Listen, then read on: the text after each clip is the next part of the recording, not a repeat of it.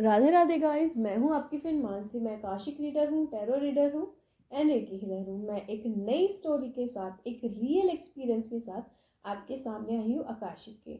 जो ये एक्सपीरियंस है, ये कुरुक्षेत्र का एक्सपीरियंस है। जो मेरे क्लाइंट हैं वो इस बार कुरुक्षेत्र के हैं। उन्होंने सबसे पहले अपनी रीडिंग बुक कराई।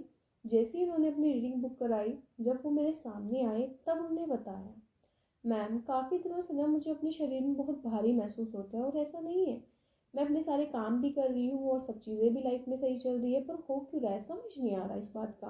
प्लीज़ आप मुझे देख के बता दीजिए। मैंने कहा ठीक है। जैसे मैंने उनकी परमिशन मांगी, वैसे ही उनके ना रिकॉर्ड्स ओपन हो गए। एंड जैसे ही रिकॉर्ड्स ओपन हुए, सबसे पहले विष्णु जी और लक्ष्मी जी के दर्शन हुए। जब मैंने उनसे कहा कि आप लक्ष्मी माता की पूजा करते हो और विष्णु जी की, तब उन्होंने कहा हाँ जी मैम, आप सही कह रहे हो, मैं इनकी ही पूजा करती हूँ, क्योंकि उन पर उनकी ब्लेसिंग्स भी थी।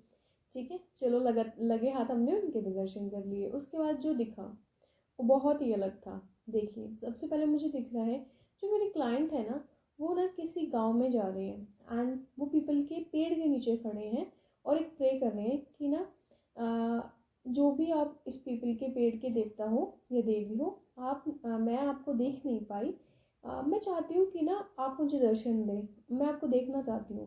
वो ऐसे बोल रही हैं। तो मैंने कहा मास्टर, और भी मुझे दिखाई, ये क्यों कह रहे हैं ऐसा। तब एक और क्लिप दिखाई। ठीक है, पहले मैं आपको उसके पीछे की स्टोरी बता देती हूँ। तो उसमें क्या हुआ, मास्टर ने क्या दिखाया, उसमें ना एक तालाब दिख रहा है, वही पीपल का पेड़ नहीं दिखा मुझे। उससे जो अगली क्लिप दिखाई, वहाँ पे एक कुआं दिख रहा है। ठीक है, उस तालाब में कुंवारी कन्याएं ना नहा रही थी। ठीक है, और उन कुंवारी कन्याओं को नहाते हुए किसी ने देख लिया है, जो मुझे वहाँ पे दिखा। तो उन्होंने उस कुएं में जंप करके सुसाइड कर लिया। और जो वो कन्याएं थी वो सब कुंवारी थी। ठीक है, इसी वजह से ना मरने के बाद वो देवी के रूप में बन गई थी और पूरे गांव की रक्षा करती थी। और ये बहुत सदियों पहले की बात थी। और धीरे धीरे ना उन्होंने ना फिर उस कुएं को बंद कर दिया था और उसके ऊपर वो पीपल का पेड़ मुझे दिखाई दिया बाद में।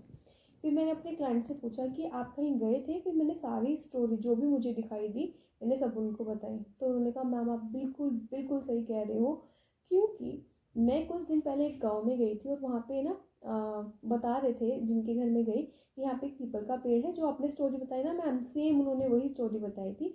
ऐसे ऐसे है, आप कोई भी मन्नत मांग लो और आपकी पूरी हो जाएगी। हाँ, एक चीज़ और गाइस, मैंने ना अपने क्लाइंट को दोपहर के समय देखा था, 12 से समथिंग एक, या दोपहर का टाइम दिखा था मुझे, दिन का मतलब हो सकता है।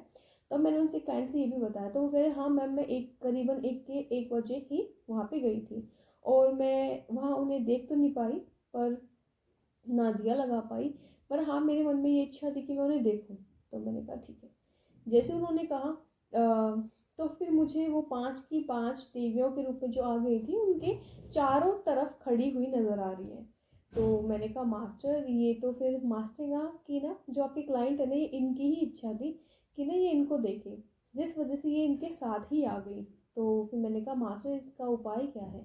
तब मास्टर ने बताया इनका सिर्फ एक ही उपाय है, अपने ना क्लाइंट से बोलो कि ना ये अभी माफ़ी मांग ले और बोल दे कि प्लीज़ आप जहाँ से आए हो ना, आप वहीं चले जाओ।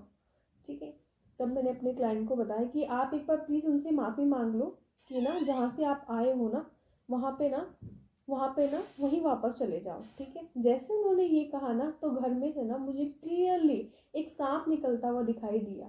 ठीक है, उसके बाद जैसे ही मुझे ना उनके घर से ना सांप निकलता हुआ दिखाई दिया, मैंने उनको बताया कि ऐसा ऐसा मुझे दिखाई दे रहा है। फिर मैंने उनको सब कुछ बता दिया।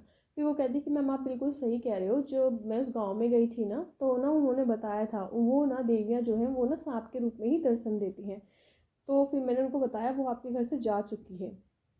ठीक है, और ना ये सब आपके लिए गाइज, मैं आपको एक सलाह देना चाहती हूँ, कभी भी आप किसी गांव में जाए और आपको कहा जाए कि आप यहाँ दिया लगा दो आपकी मन्नत पूरी हो जाएगी, ऐसा प्लीज़ मत करना।